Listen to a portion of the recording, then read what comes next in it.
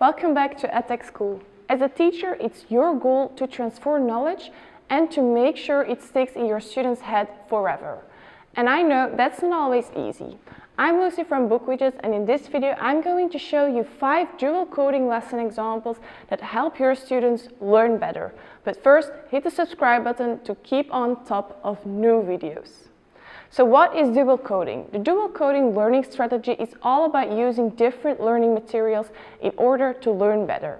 Dual coding is about combining verbal material with visuals in your teaching practice. Combine visuals with text, video with audio, and video with text. When you teach this way, students have 2 ways of understanding and remembering the information later on. When you don't, make sure to explain to your students that it might help to draw something with your explanations. Here are a few things your students will have to do. Let your students find some images in their course material and let them examine how the words are describing what's in the image. Then do it the other way around. How does the image represent the text? Now your students have to look at the images and explain their own words what they mean. Then let them take those words and let them draw an image based on those words. Let me show you some examples.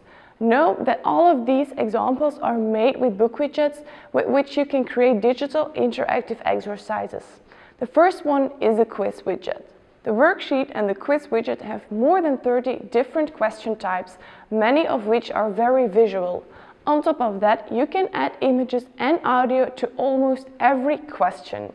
Give your students some visual or audio guidelines when you let them practice the learning materials. Some question types even allow you to create forms and diagrams. Check out the example right here and take a closer look via the link in the description. The second lesson example is created with a timeline widget. The timeline serves as visual support so students know how events succeed each other. With BookWidgets, you can create a fixed timeline for your students and even add images to the events. Another way to use a timeline is by just giving your students an image of the events, so they have to add text explaining the image. A third way to use the timeline widget is just to give your students several dates or topics on the timeline to which they have to add an image and an explanation. Students can easily upload an image from their computer or smartphone. Lesson example number 3 is the Hotspot image widget. This digital exercise is a perfect fit when it comes to visual learning. Use a background image and add different pop-ups explaining the image. Pop-ups can be text, audio, video, and links. Check out the lesson idea about the guitar using the dual coding learning strategy. This exercise combines images with text.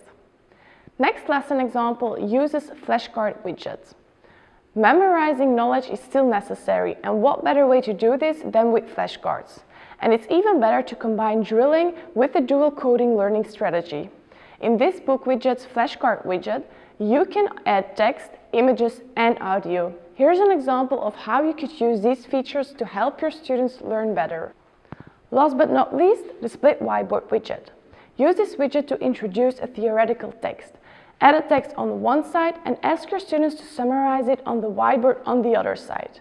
Students can draw on it to associate text with images. You can also add suggested stickers students can use in their summary to make it more visual, as I did in the example right here. So that's it for this week. I hope this video stimulates you to use dual coding more in your lessons.